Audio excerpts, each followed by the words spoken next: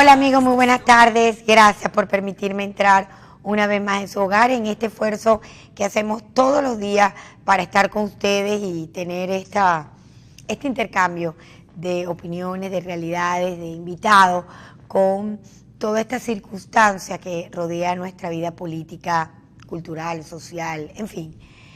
Pero es indudable que el monstruo imbatible de la situación política del país se come y devora todos nuestros espacios, y por eso que se hace necesario también tener una reflexión ante los momentos que estamos viviendo. Yo estaba escuchando la canción de Nacho y de verdad que uno a veces se levanta con la mente adolorida, con el corazón pesado, con tantas ilusiones en el alma y con tantos deseos cuando uno siente ese sol que le pega a uno en la cara y el amanecer, y con ello pues amanecen nuevas esperanzas, amanecen nuevos sueños, empieza pues las preguntas de los problemas del día, el día a día que nos toca llevar, y nos pone y nos obliga a dar un parón y pensar hacia dónde vamos, cómo vamos. Y esta realidad política que yo sencillamente pues quiero aprovechar, comentar un poco lo que me gustó muchísimo de este artículo del padre Ugalde, nuevamente Luis Ugalde, en un artículo que llama Los espejismos, va haciendo un análisis de los espejismos que tenemos que enfrentar los venezolanos ante la ilusión óptica producida por este fenómeno físico cuando uno ve un espejismo. Entonces, algo que uno quiere mirar, lo ve, pero no es. Eso es lo que se llama un espejismo, en el que va haciendo pues la apología de que quien camina sediento y agotado en el desierto salta de alegría y esperanza al ver un oasis y se derrumba al descubrir, al llegar ahí, que no existe tal oasis, sino que sencillamente sigue la ilusión óptica y la realidad de enfrentarse con el mismo arduo desierto. Un poco lo que nos está pasando a los venezolanos. Nos levantamos en la mañana con ese sol, con esa esperanza, esas ilusiones que por el desarrollo del día y por el desarrollo de todas estas circunstancias se van convirtiendo como en pequeños oasis del ánimo y del espíritu para enfrentar una realidad que cada día se nos presenta más dura y complicada. Entonces el padre Ugalde decía que el primer espejismo era pensar que la dictatorial y tramposa elección de gobernadores podía tener un final feliz, y a pesar de ello, pues fíjense ustedes, se avanzó en 5 gobernaciones. Nos quitaron otras, indudablemente, robadas, atracadas por Tibisay y Lucena, que cada vez que aparece en el país, pues tiene un coraje ella por un lado, porque por el otro lado de la cámara ella tiene que saber que la gran mayoría del país, pues todo lo que está pensando ella y todo lo que está sintiendo en esos corazones y en esa energía que lamentablemente se le traduce a ella en esta también dura enfermedad que ella misma está padeciendo, porque lo cierto es que a ella se le ve por el rostro de abatida y de cansada, ¿no? Lo cierto es que mirando todo esto que dice el padre Ugalde, pues nos ayuda a interpretar y a entender los hechos que han ido demostrando el tamaño y la complejidad de la dictadura que tenemos los venezolanos ahorita encima de nosotros. No es nada fácil enfrentar, ya lo decía muy bien Lech Walesa, ese gran líder de Polonia, que con mucha claridad meridiana, pues dijo, el mundo tiene que enfrentar, así como está enfrentando el terrorismo con ISIS, que por cierto, ahorita acaba de tener un atentado muy doloroso en Nueva York, otro atentado vehicular en el centro de Manhattan, y donde se cobraron casi 8 víctimas, la mayoría de ellos argentinos, y sencillamente pues es lamentable, porque así como hay que ponerle todo el ojo y evitar que estos actos terroríficos se esparzan y que están amenazando, imagínense ustedes, están amenazando hasta el Mundial de Fútbol. Lo estamos viendo unas imágenes con los jugadores y con lo que están haciendo estos fundamentalistas del terror que a uno le para el corazón y poniendo, fíjense ustedes, en jaque mate el Mundial de Fútbol. Y entonces, con la misma intensidad con la que se combate el terrorismo, hay que combatir regímenes, gobiernos y sistemas políticos como el que se ha instaurado en Venezuela, que sencillamente es una ola de terror. Una ola de terror porque se montan como se montan, amenazan al ciudadano como lo amenazan, nos quitan los espacios de libertades, nos morimos de hambre, de mengua, de medicina, de la delincuencia. O sea, un estado forajido, donde se viven como forajidos. Porque aquí hay una ley cada día peor desatándose que sálvese quien pueda y como pueda. Porque ni la vida misma se le garantiza con el desarrollo de la delincuencia en manos de Lampa que estamos todos, pues todos los venezolanos.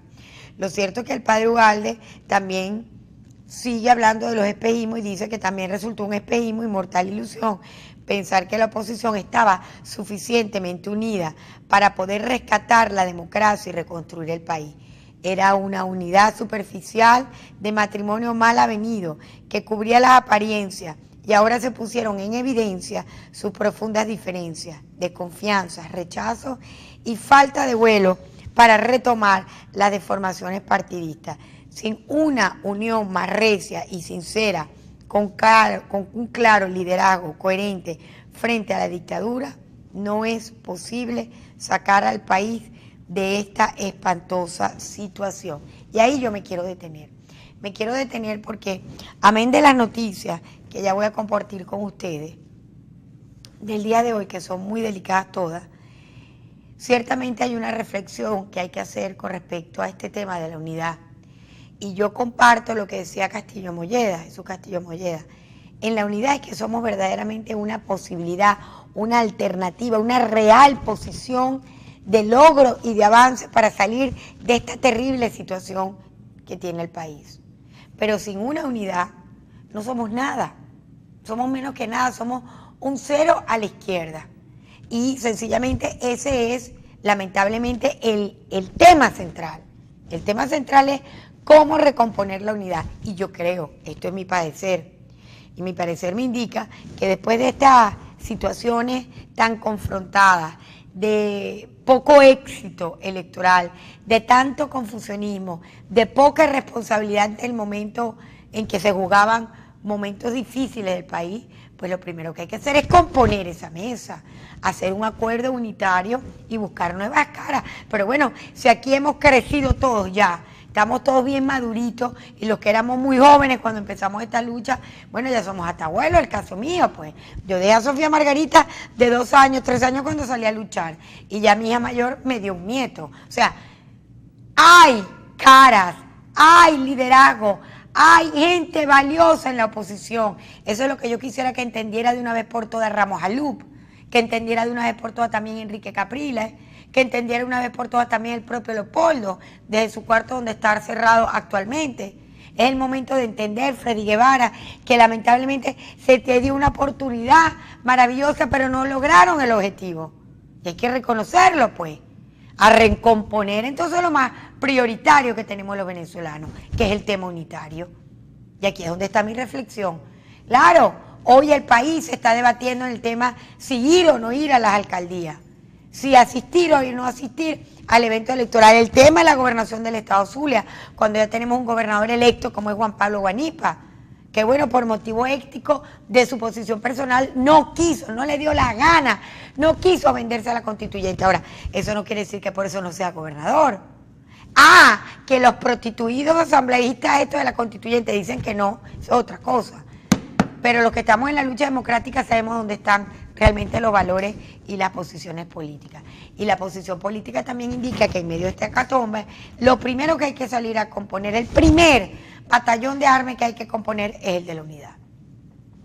Esa mesa, que es una mesa de porcelana, que hay que cuidar y que hay que amarrarse esas paticas para que no se quiebren, es la primera mesa que requiere una limpieza y nuevas sillas para nuevos actores.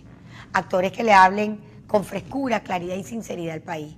y que podamos entonces en un plan determinado y en una estrategia planificada avanzar al objetivo que yo no tengo duda, con todos los deprimidos que estamos ahorita en el país, con todas las marrabucias que nos van a hacer, con todo lo que Tibisay y su conciencia mala vida le haga al país. Yo estoy segura que frente al momento electoral de tener que escoger entre el que vayamos a poner de la unidad, ojalá se componga, y Maduro, yo no tengo la menor duda que el país va a reaccionar fuerte y determinantemente ante el momento estelar de las presidenciales. Recomponer la unidad es el primer llamado. Asistir o no asistir a las alcaldías, yo comparto lo que dice el padre Ugalde. Hay que asumir con madurez y con responsabilidad la división y las descalificaciones de estos momentos. Pero hay que entender también que no por eso dejar de actuar también es un heroísmo. O sea, que se están jugando ocasiones determinantes y todo ello pues puede permitir anular una visión de unidad y estrategia frente al objetivo. El cuarto espejismo, comentaba él, lo que había significado el diálogo con el gobierno, que eso es una diabólica trampa, porque el gobierno no le interesa para nada dialogar ni nada. El gobierno lo que le interesa es el poder. Y el poder por el poder mismo, no el poder para solucionarle ni el problema del agua, ni el problema de las medicinas, ni el problema de los alimentos, no, el poder por el poder mismo. Eso es lo que le interesa al gobierno. Y sencillamente, esa es la reflexión, pues, de los que están amarrados a esas sillas ministeriales y presidenciales, y sencillamente, pues, la realidad de tener que enfrentar los cambios estructurales que tienen que darse. Y bueno, el padre Ugalde termine diciendo que los espejismos son engaños en el desierto, el oasis son aguas que están dentro de cada uno de nosotros y de los valores que no negociamos, que tenemos que convertir la agonía de millones de venezolanos en vida y esperanza. Yo quiero compartir, y con esto quiero ir cerrando mi reflexión, vida y esperanza. Esa es la obligación que tenemos los líderes políticos, en traducir toda esta tragedia, de alguna manera ir poniéndole el código de vida y esperanza que merecen los venezolanos. No es justo que hoy, por una realidad puntual y verdadera, yo no estoy diciendo que no existe, con todo lo que ha pasado en las gobernaciones, entonces nos crucemos las manos y digamos, hasta aquí llegamos. Hasta aquí llegamos y aquí ya no hay más nada que hacer. ¿Para qué? ¿Para que el gobierno avance y se agarre todo? No, no. Yo creo que también aquí hay que morir de pie. Un soldado no se queja en un plan de guerra cuando lo atacan y en un momento determinado lo vencieron. Se recompone la fuerza, se vuelven a sacudir el polvo, se comen su desayuno, se ponen el armamento, esperan la señal y le hacen caso al general y salen al campo. No andan viendo dónde no están las piedritas, quítenme las piedritas, quítenme los huequitos, por favor límpienme la grama que no me quieren usar los zapatos. No, por favor, la guerra guerreando. Y de eso forma parte esta realidad estructural de lo que tenemos que vencer y de lo que tenemos que enfrentar. Esa es la verdad. Y lo otro, pues, sencillamente ir cerrando con algunos aspectos que no por ello dejan de ser menos importantes. Yo ayer, analizando la noticia de que el gobierno de Alemania, óiganme bien, ejecutó 90 toneladas de oro que habían dado el gobierno venezolano en pignoraticio, o sea, lo había puesto ahí a la orden por si había un incumplimiento de alguna de las deudas, y ya la cumplió el gobierno alemán y se quedó con 90 toneladas de nuestro oro. 90 toneladas de nuestro oro es prácticamente este cuarto, prácticamente esto. Estamos tratando de corroborar por fuentes que esta ejecución tenga todavía una vida de salvamento y de salvación, porque hasta cuándo estos fauces y estas fauces del gobierno devoradoras de todo siguen vendiendo todo. Fíjense ustedes que ahora el combustible se ha convertido, como lo decía aquí, lo quiero conversar porque también esta noticia me impactó, sobre todo porque nosotros hemos sido, hasta que llegó esta revolución, una fuerza petrolera única. Pero miren la noticia de hoy, lo que dice, y es que José Toro Hardy denuncia que que alquilan refinerías, o sea, los venezolanos están alquilando refinerías porque destruyeron toda la industria petrolera venezolana. Y bueno, sencillamente pues sigue el repunte del tema de las inscripciones hoy. Quiero compartir con ustedes la angustia que hay con el tema del transporte público, la falta de combustible y la falta de repuestos. Tienen al público sin transporte. Esto es una tragedia que se está viviendo a lo largo y ancho de todo el país. Chirrincheras, camiones, cualquier cosa se está viendo sin ningún tipo de seguridad ni digamos, disposición para el servicio público, pues está saliendo cualquier cosa, hasta un burro con 3 puestos para que la gente pueda llegar a su sitio de trabajo. Canasta básica alimentaria podría llegar a 6 millones de bolívares al final de año, lo que significa entonces que el venezolano tendrá que ganar 20 salarios mínimos para poder comer. 20 salarios mínimos para poder comer. Es decir, que si mi esposo y yo ganamos 2 salarios y medio mínimo, no comemos. Ni él y yo, que somos solitos. Esta es la tragedia de lo que está pasando en el país mientras los devoradores revolucionarios se afianzan al poder sin brindarle al pueblo ningún tipo de oportunidad ni posibilidad. Las compañías de telecomunicaciones, también como Movistar, Digitel y Movilnet, están aumentando sus tarifas, y derrame petrolero en Amuay, en un tanque de concentración de refinería de Amuay, se desbordó contaminando la bahía. Qué duro y qué triste. Estas son las realidades. Muy pocas buenas noticias, por no decir que quedan ninguna. Yo sencillamente quiero terminar este corto diálogo que he tenido en la tarde de hoy con ustedes, y que es mi reflexión del programa de hoy, que sencillamente tenemos que recomponernos y sobarnos las heridas. Lamernos, como dice a veces uno, ese sucio y esos golpes que van dejando estas luchas. Tenemos que tener la cabeza fresca, restregarnos la cabeza, recomponernos el cuerpo, no sé, pero despertar y avanzar. Porque yo no conozco otra realidad que no sea luchando, y no conozco otro objetivo que no sea seguir avanzando.